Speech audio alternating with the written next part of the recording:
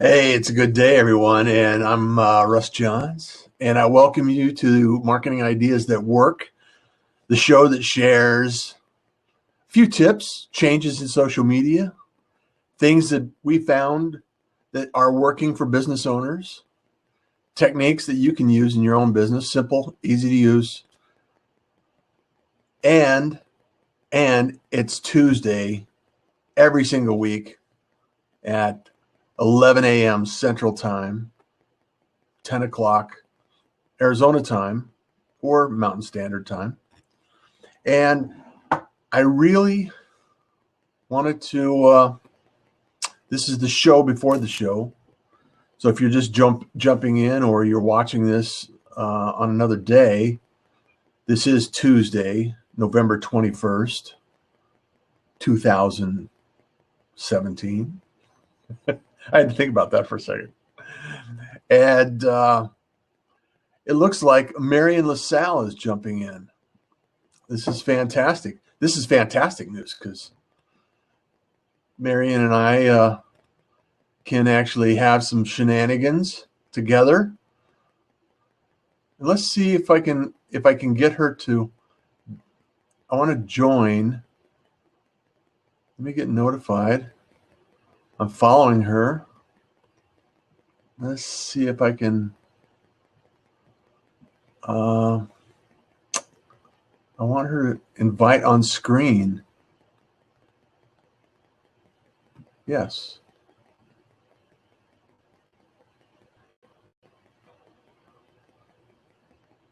I've invited her on screen. Is she going to come? Yes. I'm here. Hey, good morning. Well, good morning. How are you this fine day? Oh, I am doing really well today. You know, I have gratitude with attitude. Oh, I love that. A little attitude with your gratitude is never going to hurt anybody. Not at all. So I'm excited. I'm excited today. This is Thanksgiving week. You're going to be traveling out of town. A lot of people are going to be, my son is in town. My oldest son, I picked him up last night at the airport, and so I get to enjoy some time with family. How far is the airport from where you are? Actual drive time is about 45 minutes. It's under an hour. All right. Same as around here, bad. right? Not too bad. Yeah. Uh-huh. Well, I got a flight out to Michigan to visit my daughter and grandsons for Christmas, and I got a shout out to Google. Google helped me get a round trip flight to Detroit from Houston for $93. That's insanity. That's excellent. How does that That's even insanity. happen? Well, here's how Google does it. No wonder they call them Google gods. So what they did was they let me put in the date that I wanted to leave and the date I wanted to come back. And then it said, well, if you leave 2 days earlier, you'll save $104. And if you'll come back a day earlier, then you're going to save another $53. And so then you say yes to that. And they say, well, if you leave a little later, then you can save another $50. And if you come back earlier, you can, I was like, by the time I was finished with that, it was $93. So here's a good observation for marketing ideas that work. And the reason we're here is that this is going to play into our future, and it's playing into our daily activity now. So what we're really talking about is artificial intelligence, the ability to have software go out and investigate to find the best of whatever that answer has to be, right? Right. So if we're sitting here and we're thinking, okay, well, imagine 10 years ago how much time and effort and energy you would have to spend to find the best deal out there online. I mean, it would be impossible to do what you just accomplished with, algorithms and, intelligence and, you know, machine learning, or whatever application is required to make that work, right? So, oh man, it's an exciting time we live in. And at the same time, it's creating change, right? Yeah. And then I notice a lot of people have fear around that. And rightly so. There are some things out there that are really could get out of hand. I'm watching a new program on television where they're talking about the crowd, using real-time crowds to solve murders and investigate things that are going on. And sometimes the crowd has that mob mentality and it gets out of hand and people get hurt. Really? Yeah. Yeah. But yes, Just hang on. modern technology is, to me, it's exciting. Yeah. Of course, I've never had anything bad happen to me. So.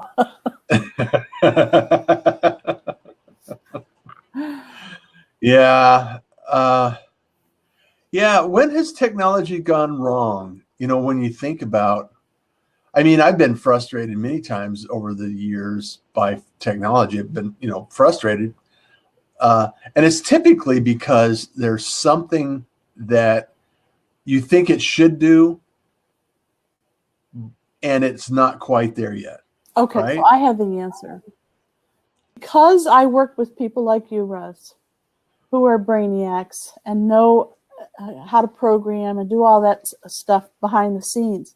There's a difference between a user and someone who makes the software or creates. and you're both, okay, so I do give you that. But there's a big difference in how we think. So software sometimes doesn't work the way we think it should because somebody created that and their brain does not work the same way as yours. So it's like, yeah, one's square, one's round. Round hole, square peg. So that's typically why I end up doing a lot of training, because people need me to break it down to the level where they're thinking about it, not a programmer's thoughts. Keeping it simple. Not just simple, but also how is it useful to them? So you had this great and wonderful program, the software, whatever, and it can do all these many things, but whoa, did something just land on your house? No. That has to be, when I hear that sound, it always reminds me of Life Flight. Oh, okay. Because it's a helicopter going to an airport that happens to be on the top of a hospital. Yes, so. Yes. Well, anyway, I digress. I definitely think that there's many possibilities for fantastic software, and there's opportunities for people like me that can translate the language that it was made in to the language of the user. Yeah. There's a lot of things changing in design, and this brings up our subject for the day is the thing that is really emerging in what we're talking about here is, intentional design, the user interface. How does it actually work? How intuitive is it? And what does it actually do for us or to us, right? And one of the things that's coming up now is Facebook is starting to venture out. They just refreshed their events app, and they're calling it Facebook Local now.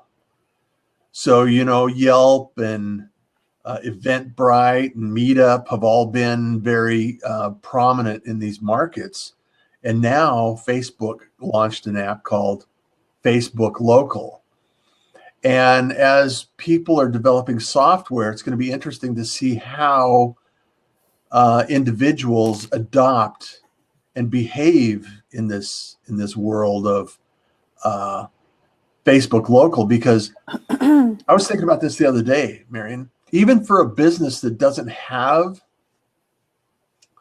right now, and this is why I want to bring it back to marketing ideas that work, is that now that Facebook Local has been launched by Facebook, and they've really been working to get in this market, is that, say, for instance, like you have a retail store, you could create an event every day and call it, say, Taco Tuesday or, WordPress Wednesday or something along those lines, whatever it happens to be associated with your business. And Facebook will give you ad-free traction and traffic to that event because they're pushing their platform, right? So from a marketing perspective, think about this, folks. Think about this. This is cool. So all of a sudden, you have a platform that Facebook, 1.8 billion people on the planet, or I don't know, it could be closer to 2 now, depending on the day, right? Active users are reaching out on this platform. And if you have an event, the likelihood of that event being promoted across Facebook is increasing drastically. So if you have a business and you want to leverage some active traffic with the intent to get people in your door, Facebook Local is a good way to think about that at this point in time. Okay, Russ. Does that make sense? Well, it makes sense, but tell us how to do it. Okay. Well, Facebook Local is an app. So you've created events on Facebook, right? Sure. So you have a business page, put it on your business page, create an event, invite people to your event, and then on Facebook Local, what happens on your phone is you can actually bring it up, and then you can see where events are taking place in your area, and if any of your friends are going to that event or attending that event. So in theory, I could create a virtual event, or I could say it's in Phoenix or Houston, and I could link it to a Zoom session, right? And it's going to be at 4:00 today, and I'm going to be teaching, or like this event. I'm going to experiment with it and put it on Facebook Local, and create an event in Phoenix and create an event in Houston with this platform, Facebook, and create an event and then test it with Facebook Local. Okay. Because Facebook Local is a iOS app.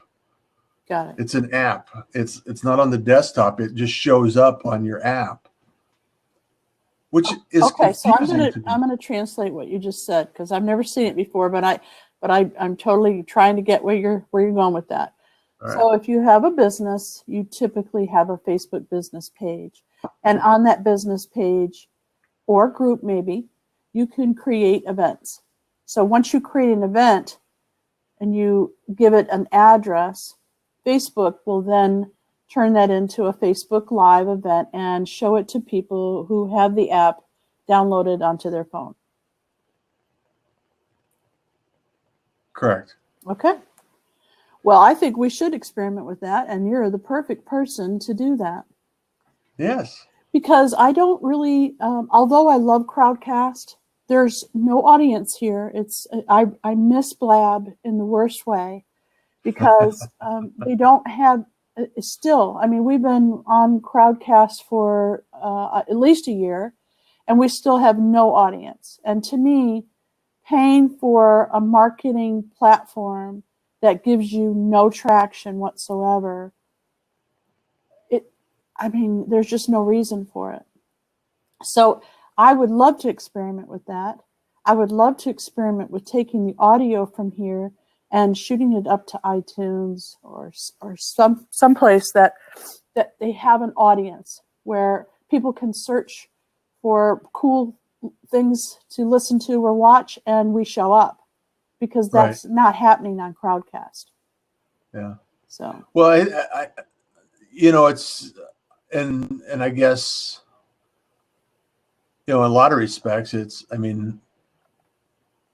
and we've seen this across multiple platforms, is even live events. It's increasingly more difficult to grab people's attention. But there's no directory or anything here. At least with Facebook, people can see you. You can tag people. You can show up. There is at least an audience there. Crowdcast by itself is just a tool, but it doesn't have an audience.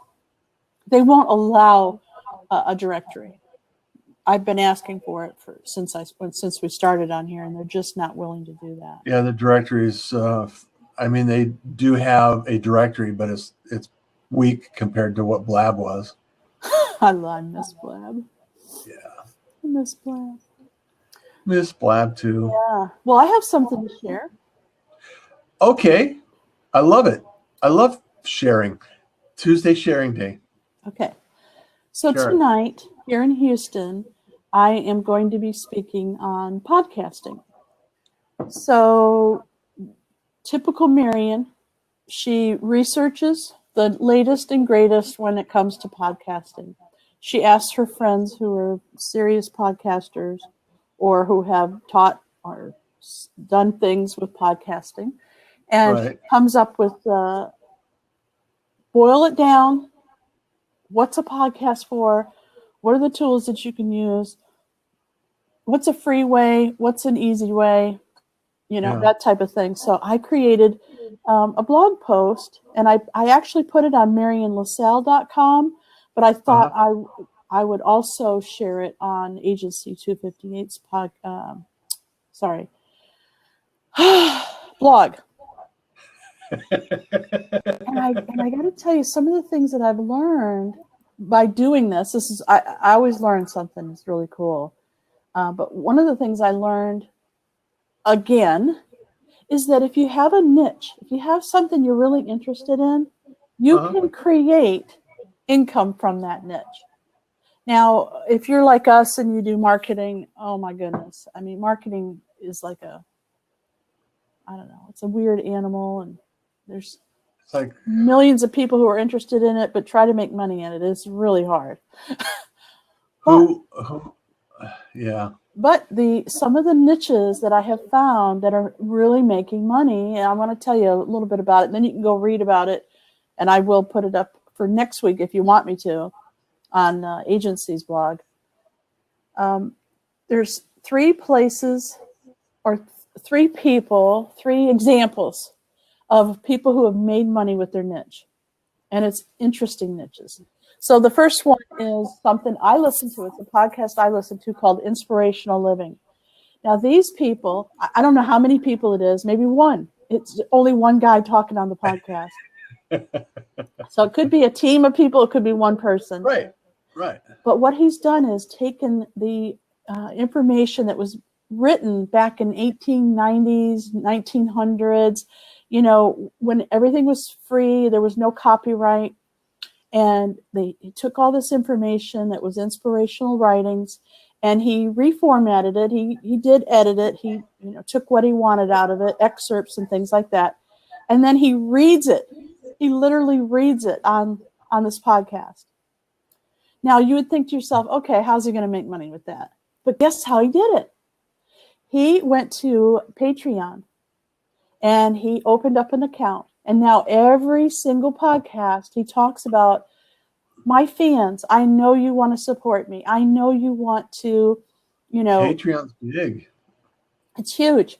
So just by mentioning it once on his podcast, that you can go to Patreon and become a patron for only $1 a month.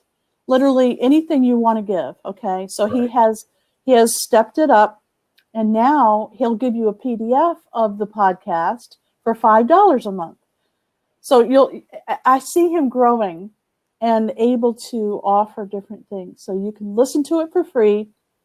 or you can donate, or you Uh-huh. can download his excerpts and his PDFs for even more.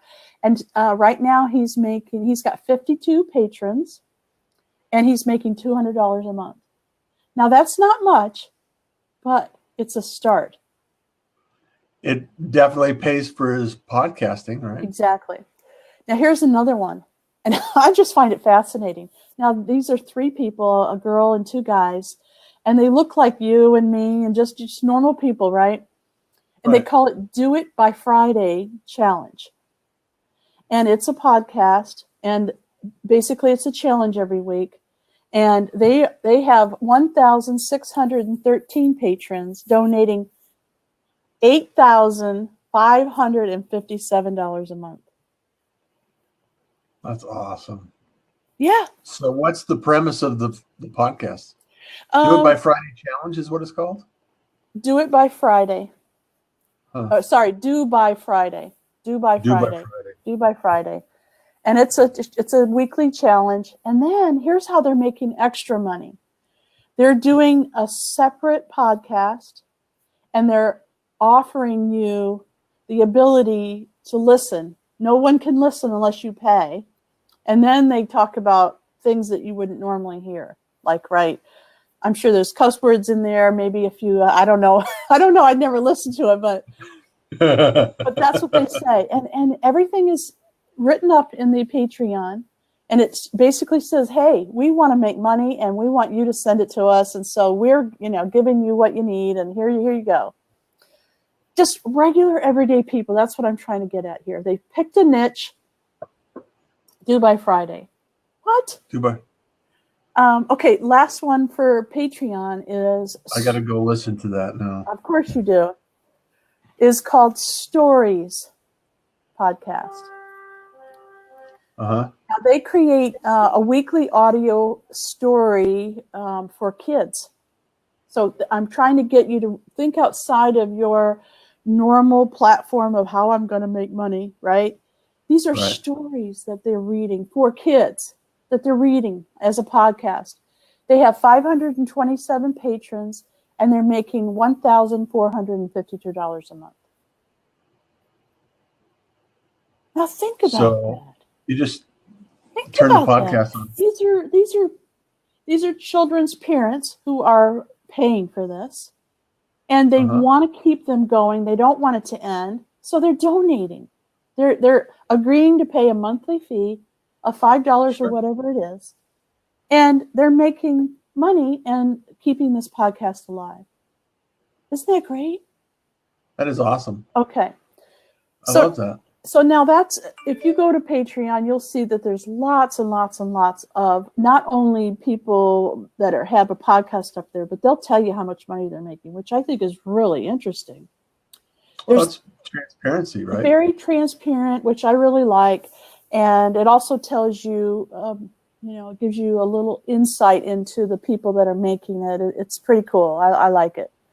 So there's other ways that you can make money with your podcast. And one of them, Russ and I both know very well, and his name is Daniel J. Lewis. Now he has a podcast called Audacity to Podcast, and basically he's offering products, services, and advice on how to create a podcast, how to make your podcast better, things like that. So very sharp guy. I'm really interested in, because he did one for some kind of movie or a series on television, and it became so popular that people started asking him, "Can you help me start a podcast?" And the rest is history. Yeah. So he makes money. I can't tell you exactly how much, but I know he makes money doing that. And he also has a membership site called Podcasters Society. Oh, okay. I'll have to help existing podcasters improve their podcast. Okay, I'll have to put which that is in. very popular as well. So another way you can make money in your niche is to think about having live events and advertisers, or what they call sponsors. So I'll give you an example. I listened to a really cool podcast called The RV Entrepreneur, because I'm interested in getting in an RV and traveling around the country. And I'd like to be able to get paid while I'm doing that so I can eat and have gas and, that kind of stuff. So I listen to them, and they interview all kinds of people from all over the country. Sometimes they have people from outside the country talking about how they're making money on the road. It's become so popular so fast that when they have a live event, they sell out within hours. Wow. Exactly. So they had one, which I should have gone to, right here in San Antonio. And that was their first one, and they sold out within weeks. The second one was hours. And I believe they're doing them all over the country now. Who wouldn't, right? I mean, they're selling out. Now they're asking speakers to come in and speak about it, and it's becoming a business. Yeah. And this was just a niche. That's the beauty of where we live in right now, Marian, is the fact that we can come up with an idea, we can develop it, we can create the media, we can create traffic, we can generate enthusiasm, we can find a niche, and any niche out there, there's somebody out there waiting for you to start something. Yes. To share what you know about something they're interested in. They want to connect. They want to share. Yeah. My last example of making money with your podcast is a fantastic psychologist. His name is Dan Miller, and he has a podcast called 48 Days to the Work You Love. Uh-huh. Now, he takes you from wherever you are, whether you're leaving corporate America or you're just moving from one job to the next in corporate America, or you want to start your own business. It doesn't matter what you want to do. Whatever you love, he's going to help you create a business around it or create income. And he has a formula, and he wrote a book. Now here, he makes money 3 ways.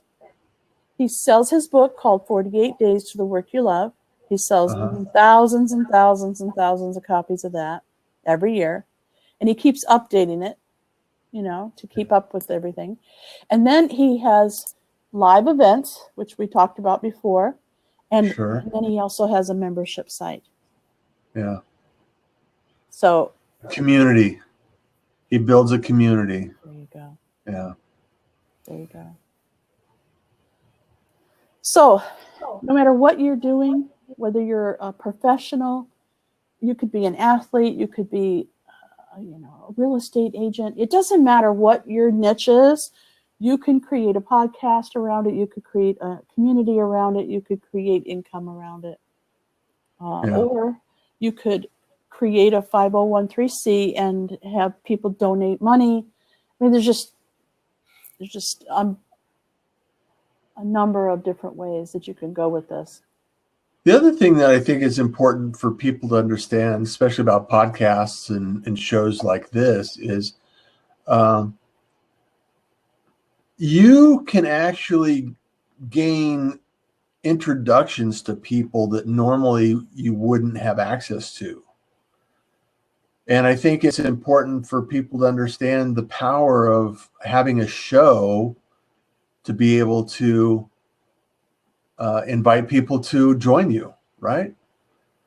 So that's another activity that I think people are not thinking about when they're thinking about media and marketing nowadays. All you have to do is contact either them or their representative and say, would you like to be on my show? And I guarantee you're going to get a response.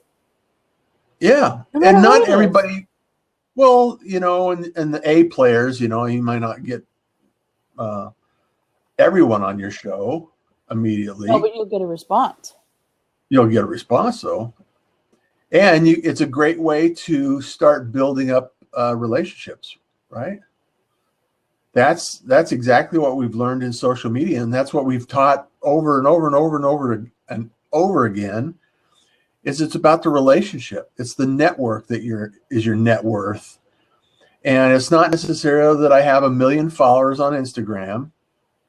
It's more that I have 1,000 fans that are willing to connect with us, and actually be involved and engaged. Well, that's and respond when we send them an email. That's why I picked those people from Patreon, because as you could tell, they don't have that many followers, 1,613, and they're making $9,000 a month. Yeah. Now, Dan Miller, he's probably the biggest podcaster that I know. He's been doing it a long time, and one of the things he did was change the word. He doesn't call it a podcast. He calls it an online radio show. And a lot of people are adopting that concept, and they're calling it audio on demand and things like that, because podcast really means very little compared to what it was when they first started calling it a podcast. Yeah. I don't know, it depends on what camp you're in. I mean, some people are still holding out the value of podcast and the the image of what that means, and it's evolving over time. I remember back when did we go to Podcast Movement the first time? It's been at least 3 years. Yeah. And they were claiming that, by next year, podcasting will be no longer known. It'll be called audio on demand, or, predictions will come and go. And it's true. The market will always tell us what needs to be said. He's one of the biggest out there, and he's calling it he's calling it an online radio show. An online radio show. So it means the same thing. And people get it, online radio show. Okay, well, that means you can get it online. Well, it was Blog Talk Radio, right? Right. I mean, Blog Talk's one of the a huge platform out there. There's a couple of others out there that escape my brain right now at this particular second. But well, speaking of, I think the what'd you call it? Blog Talk Radio? Yeah, Blog Talk Radio. I think that was pretty popular for a while. And I'm not really sure why it dropped off in popularity, but I know for the people that were having a show on there, it cost quite a bit of money. Now, they took care of all the technology and everything, but it just didn't really resonate with most of the people I know that started a show. Yeah. Well, one of the things is you could do it on your phone. I mean, you just call into a number and it was like a conference call, and then they would take that conference call and then broadcast it out. And the audio quality was so poor that when podcasting became more and more available to people with better audio quality, a lot of people jumped from Blog Talk to go to other platforms. And so Libsyn, Spreaker, all of these other platforms that we've known to love and enjoy are, they're still out there growing. So a lot of players are out there, you got a lot of different podcast players that you can upload on your phone, your smartphone, and listen to your podcasts and download them. Stitcher. Yeah. Mm-hmm. Stitcher, Acast, iTunes is still out there. I mean, when it becomes easier to access is when I think it will actually really grow a lot more. It's still not easy to access. You go up to somebody like my mom, and who has a computer and knows how to operate a computer and operates one on a regular basis, and you say, "Hey, can you go download my podcast?" I mean, they look at you like an alien. It's like, what? So it's not quite there yet. I would just love to see it transform into a simpler method to gain access. So there you go. That's just me. Well, that was my share today, and I'm sorry I took up most of our time, but hey. Well, I just want to recap, and so congratulations. Have an awesome speaking event tonight. I know that'll be fantastic because I know the subject and I know your capabilities. So if you're not there, you should be there and you'll be learning something amazing. Marian LaSalle at, what's the event's name? The After Hours Network. And it's going to be at Cafe Express in Uptown Park. Now, it's a little different in that they don't have the availability for me to do a PowerPoint. So I am speaking off the cuff with a handout, which is fine. I don't think the audience gets as much out of it, but hey, maybe some of them do. We'll see. Yeah. It'll be fun. Well, maybe they'll follow up with you later on and you can coach them on podcasting. So yeah, well, another thing that another thing that I think I want to wrap up on is we're going to be experimenting with the events, local events on Facebook Local, which is an app on your iPhone that is available to use. So I want to see if I can actually, I'm going to put a post on the event in agency on the page and create that event for tonight where you're speaking. Let's see if I can get it to show up on Facebook Local. Okay. So we'll see if we can do that. And then also, just to wrap it up and end the show with another announcement is Facebook stories on Messenger and on your pages, they've combined into, you see the top of your Facebook feed, there are all these people up there. And Facebook stories has combined from Messenger and Facebook into just stories. So both audiences get your information when you hit a story. So I thought that was interesting. They're still trying to get that out to everybody. So if you're looking to market your business, that's a way. And I haven't really done any stories. Have you done any stories, Marian? I have. I've gone over to Instagram to do my stories, and I noticed that they're starting to show up over here on Facebook. So yeah. I thought that was interesting. So maybe we should put a plan together where we really focus on it. And I would love to start a podcast again, even if it's this that we turn into a podcast, that we take the audio and it goes to iTunes and things like that, because I miss it. I miss having a podcast. Okay. We have the technology. I know we do. I know. And we've talked about it several times, but we just haven't gotten around to it yet. That's true. All right. Around to it.